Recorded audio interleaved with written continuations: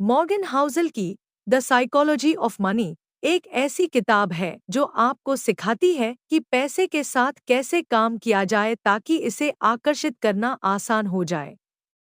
यदि कोई इस वस्तु के पीछे के मनोविज्ञान साइकोलॉजी को समझ ले तो बहुत सारा धन आकर्षित कर सकता है। पैसा दुर्लभ नहीं है, बल्कि केवल उन्हीं के लिए उपलब्ध है जो पैसे के खेल के नियमों को जानते हैं। इस पुस्तक को अभी पढ़ें और पैसे के मनोविज्ञान साइकोलॉजी को सीखें और अबंडेंस को आकर्षित करें।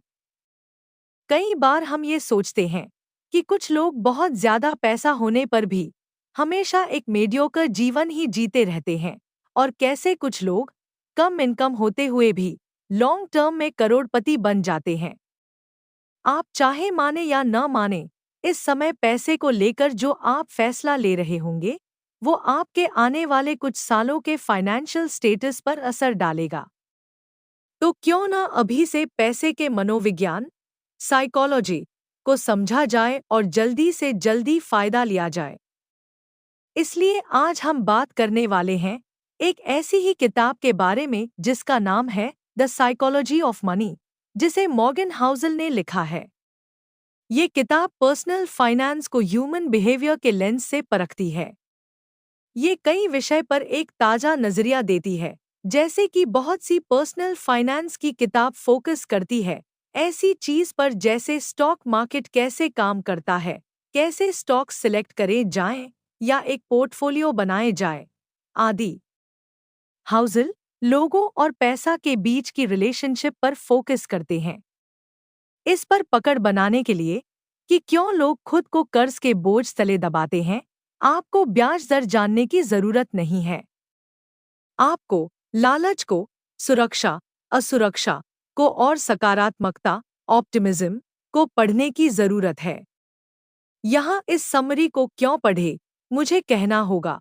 इस तरह के एक व्यावहारिक सवाल पूछने के लिए आपको बधाई। एक ऐसे व्यक्ति के रूप में जो किताबों को पूरी तरह से पसंद करता है, मुझे उन्हें अच्छी तरह से पढ़ना, नोट्स लेना, उनकी शिक्षाओं के साथ प्रयोग करना और फिर उन पाठों को समराइज करना पसंद है जो मुझे सबसे ज्यादा प्रभावित करते हैं। यदि आप मेरे YouTube चैनल क्रिएटर टून से परिचित हैं, तो आपको पता चल जाएगा कि मैं कितनी लगन से किताबों में गोते लगाता हूँ और उनमें से सर्वश्रेष्ठ के अलावा कुछ नहीं निकालता। इसी तरह मैंने इस किताब को समान स्तर के समर्पण के साथ अप्रोच किया है और परिणाम यह समरी है जिसे आप अभी में पढ़ रहे हैं। अच्छा पैसा होने का आपके स्मार्ट होने से बहुत कम लेना देना है, लेकिन ज्यादा इस बात से लेना देना है कि किस तरह आप व्यवहार बिहेव करते हैं। सही चीजों में एंगेज करें और चांस है कि आप सफल हो जाएंगे। इसी तरह से आप में कितनी भी बुद्धिमत्ता, समझ या अंदर की खबर हो, ये आपको गलत व्यवहार से उपजे परिणाम से नहीं बचा सकता है। किताब का हर अध्याय चैप्टर एक इंसान को पैसे के प्रति व्यवहार और रवैया एटीट्यूड को दर्शाता है। कुछ व्यवहार अच्छे नतीजे की गारंटी देते हैं, जबकि दूसरे व्यवहार विफलता के। तो चलिए फिर इस किताब के 12 महत्वपूर्ण पाठों को डिटेल में समझते हैं। पाठ 1, कोई पागल नहीं है। हर एक की एक अलग सोच होती है कि किस तरह यह दुनिया काम करती है। आपका दुनिया को देखने का नजरिया कई हालात, वैल्यूज और बाहरी प्रभावों से प्रभावित होता है। आपके अपने पैसे के साथ पर्सनल एक्सपीरियंसेस का दुनिया में होने वाली घटनाओं से लेना 0.000000001% है, लेकिन 80% इस बात से है कि आप किस तरह सोचते हैं कि दुनिया कैसे काम करती है। कोई भी चीज आपके डर और अनिश्चितता की ताकत को नहीं रोक सकती है, चाहे आप कितना भी पढ़ लें या खुले विचारों वाले हो जाएं। हम सब ये सोचते हैं कि हमें पता है कि दुनिया कैसे काम करती है, लेकिन हम इसे एक पतले से रेशम के बराबर भी अनुभव नहीं कर पाए हैं। अमेरिका में लॉटरी टिकट खरीदने वालों पर गौर करें। कम आय वाले लोग सालाना 400 खर्च कर देते हैं। ये नंबर हायर इनकम वाले लोगों को भी चौंका सकता है। इसे पैसे की एक उम्मीद या ख्वाहिश का नाम देकर कुछ लोग इसको सही ठहरा सकते हैं। बिना खुद को उनकी जगह पर रखे ये जान पाना मुश्किल है कि वो ऐसा क्यों करते हैं। पाठ 2। भाग्य और जोखिम। कोशिशों से आपके नतीजे तय होते हैं, लेकिन किस्मत और जोखिम भी इसमें एक बहुत महत्वपूर्ण भूमिका निभाते हैं। बिल गेट्स उन चुनिंदा हाई स्कूल्स में पढ़े जहां 1968 में कंप्यूटर हुआ करते थे। अगर शिक्षक बिल डुगॉल की कोशिश नहीं होती, जिन्होंने उस समय एक 3000 का कंप्यूटर खरीदा, तो इसकी संभावना कम है कि बिल गेट्स को वही करियर में सक्सेस मिलती। गेट्स खुद ये चीज मानते हैं कि अगर लेकसाइड स्कूल नहीं होता, तो आज माइक्रोसॉफ्ट भी नहीं होता। लेकसाइड में 3 बहुत बेहतरीन कंप्यूटर स्टूडेंट्स जो आपस में दोस्त भी थे, बिल गेट्स, पॉल एलन और केंट इवंस। केंट इवंस को भी सक्सेस मिलना तय था, लेकिन उनकी ग्रेजुएशन से पहले ही एक दुर्घटना में मौत हो गई। इसे एक दुर्भाग्य के उदाहरण के तौर पर देखा जा सकता है। किस्मत और जोखिम लेना, ये दोनों वो वास्तविकता है जो हर एक की जिंदगी में उसके खुद के प्रयास के अलावा भी उसके नतीजे पर असर डालती है। ये दोनों चीजें होती हैं, क्योंकि सिर्फ आपके प्रयासों के दम पर ही आपको 100% नतीजे मिलने के लिए दुनिया बहुत कॉम्प्लेक्स है।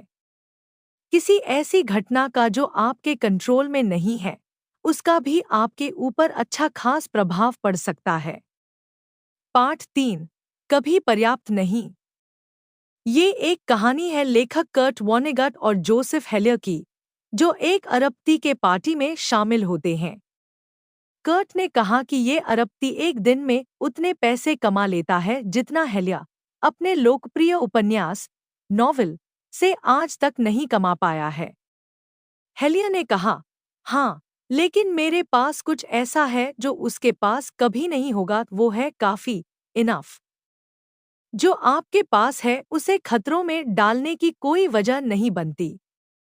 सबसे मुश्किल फाइनेंशियल स्किल ये है कि आप अपने गोल पोस्ट को मूव ना करने दें। खुद को दूसरे से तुलना करना एक गलती है। वेल्थ और जलन पैदा करने के लिए कैपिटलिज्म अच्छा है, लेकिन सामाजिक तुलना एक ऐसा प्रोसेस है जो कभी खत्म नहीं होती है। आपको इसे सीढ़ी पर हमेशा आपसे ऊपर कोई मिल ही जाएगा।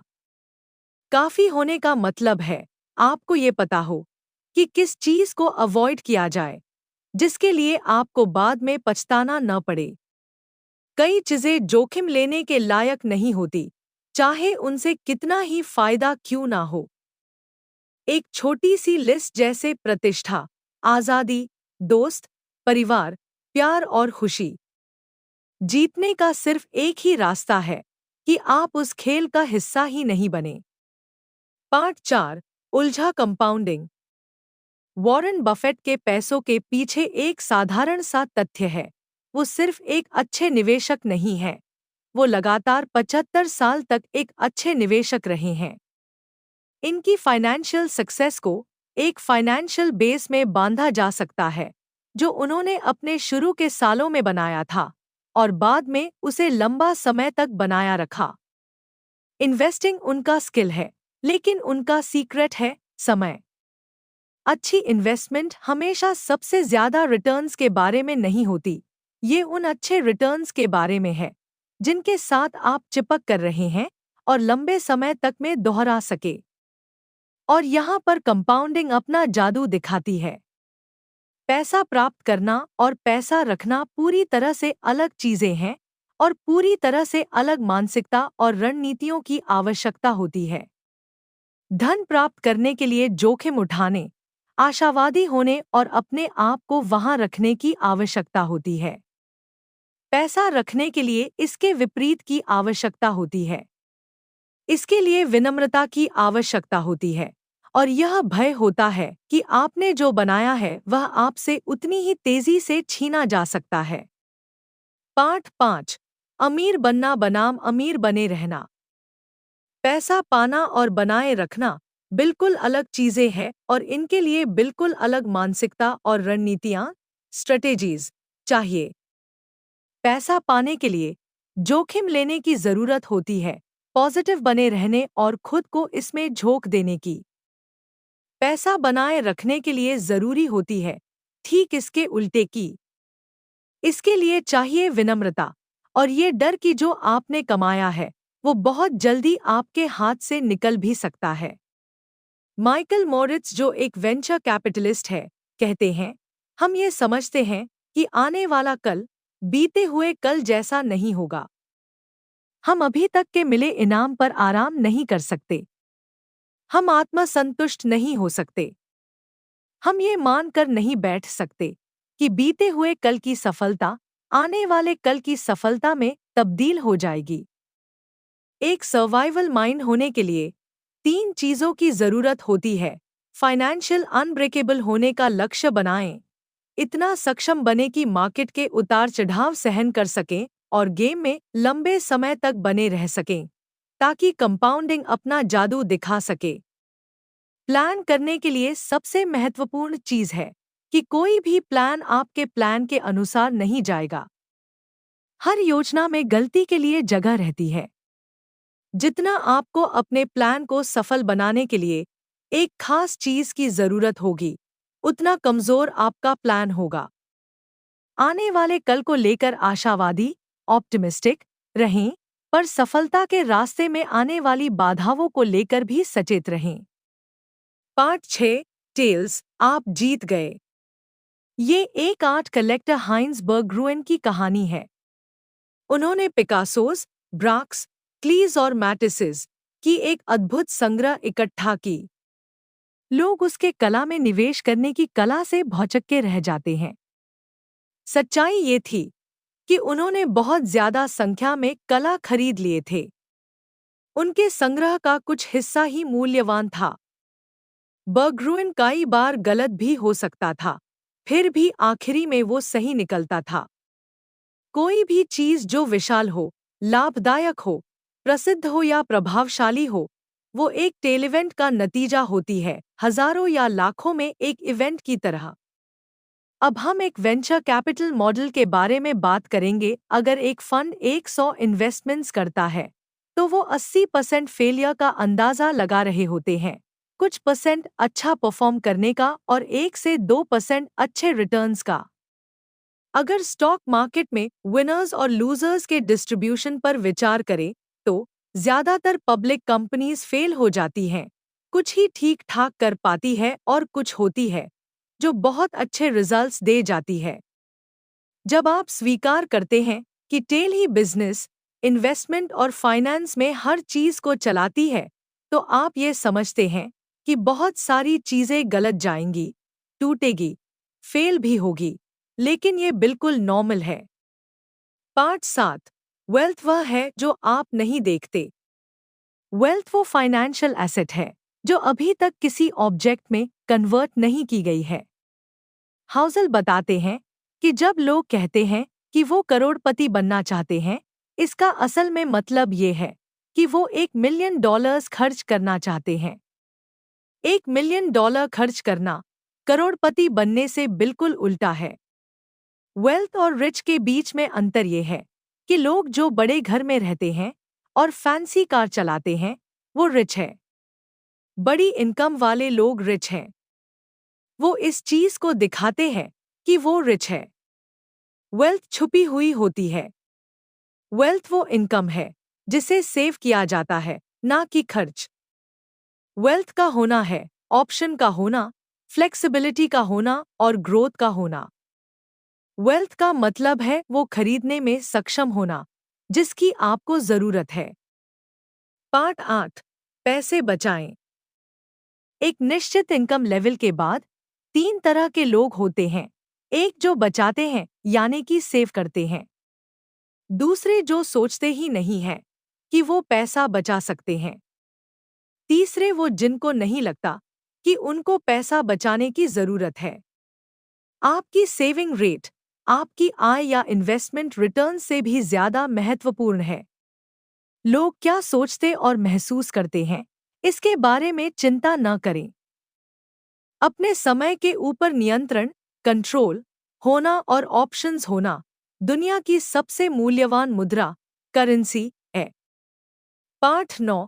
उचित, तर्कसंगत और त्रुटि, एरर की गुंजाइश।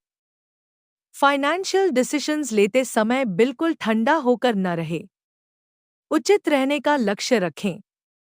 वाजिब होना ज्यादा रियलिस्टिक है और इसके साथ लंबे समय तक बने रहने की, जो कि सबसे ज्यादा मायने रखता है। पैसा बनाने के चांसेस समय के साथ बढ़ते जाते हैं।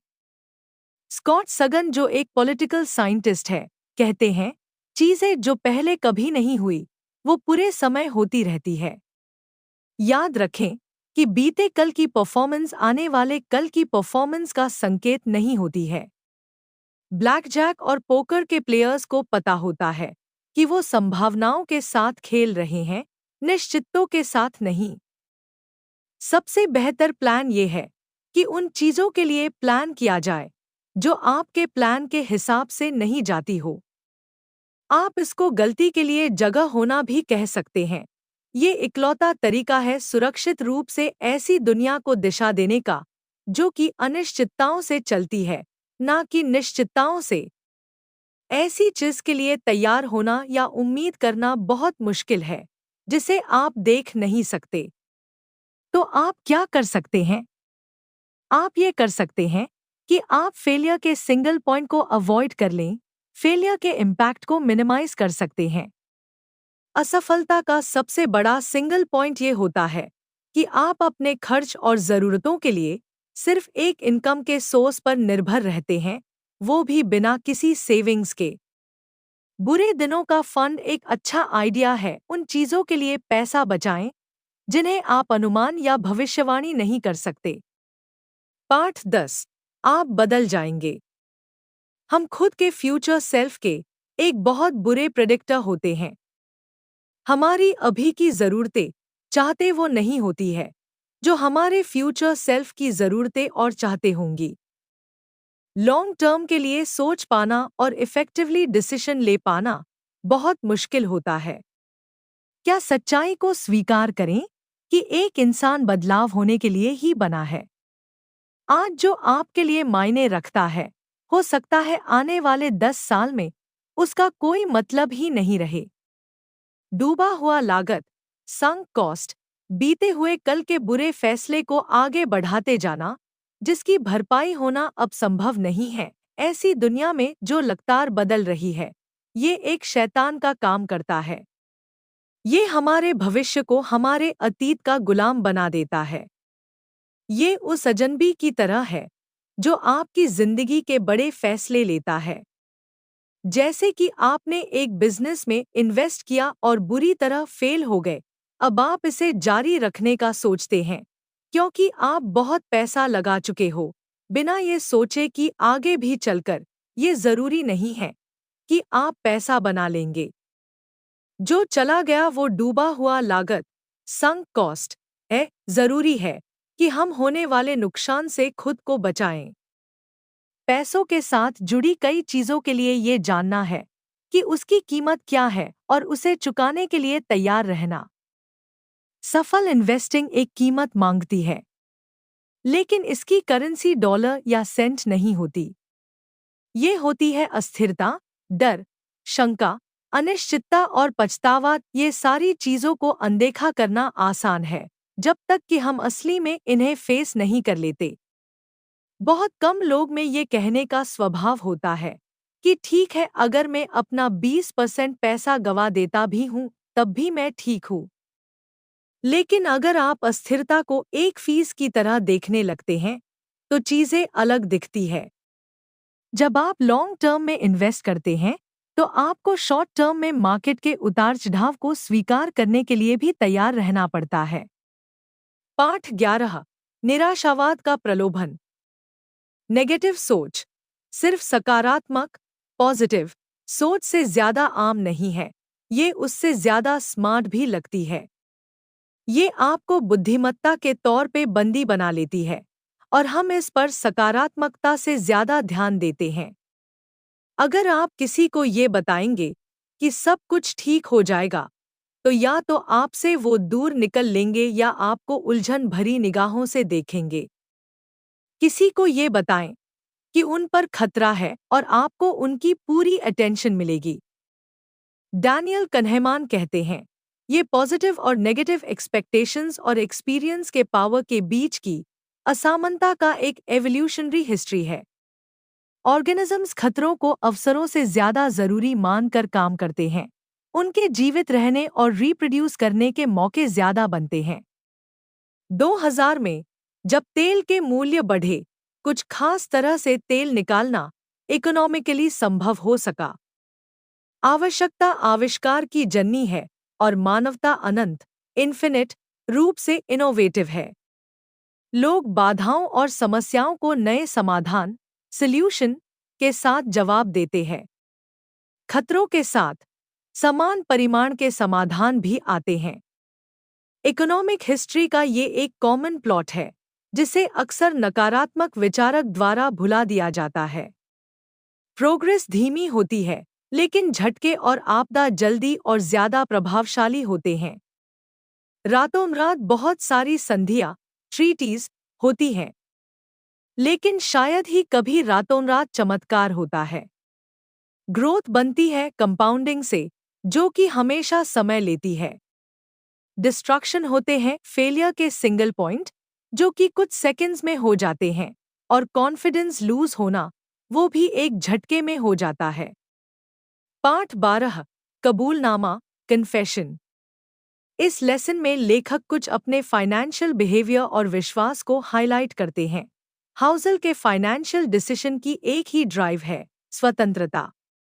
वो कम खर्च वाली एक्टिविटीज में खुशी खोजते हैं, जैसे एक्सरसाइज, रीडिंग, पॉडकास्ट और लर्निंग। उनके पास कर्ज के पैसे से लिया हुआ घर नहीं है। वो ये मानते हैं कि हो सकता है कि ये एक बुरा फाइनेंशियल डिसीजन हो, पर एक अच्छा मनी डिसीजन है क्योंकि इसमें कम से कम मन की शांति तो है। वो अपने 20% एसेट्स कैश में रखते हैं, जिसमें उनके घर की कीमत शामिल नहीं है। वो एक सेफ्टी नेट बनाने के लिए और इमरजेंसी में अपने स्टॉक्स बेचने से बचने के लिए ऐसा करते हैं। चार्ली मुंगेर कहते हैं, कंपाउंडिंग का पहला नियम ये कहता है कि इसमें बिना वजह के रोक-टोक न किया जाए। हाउसल अब किसी इंडिविजुअल स्टॉक्स में इन्वेस्ट नहीं करते। हाउसल ने सभी stock market investments low cost index funds में कर रखे हैं। कुछ लोग एवरेज मार्केट को आउट परफॉर्म कर देते हैं। यह बहुत मुश्किल है, और जो ज्यादातर लोग सोचते हैं उससे कहीं ज्यादा मुश्किल। हर इन्वेस्टर को वो रणनीति चुननी चाहिए जिसके लक्ष्य पाने के सबसे ज्यादा चांसेस हों। ज्यादातर इन्वेस्टर्स के लिए लॉन्ग टर्म में लो कॉस्ट इंडेक्स फंड सबसे ज्यादा रिटर्न देकर जाएंगे। धन्यवाद दोस्तों, मुझे उम्मीद है कि ये समरी आपको पसंद आई होगी। मुझे उम्मीद है कि आप किताब के सभी पाठों को अपनी जिंदगी में अपना कर अपनी लाइफ को और भी बेहतर बना पाएंगे। और भी ऐसी ऑडियो बुक के लिए हमारे चैनल को लाइक, कमेंट, शेयर और सब्सक्राइब जरूर करें। धन्यवाद।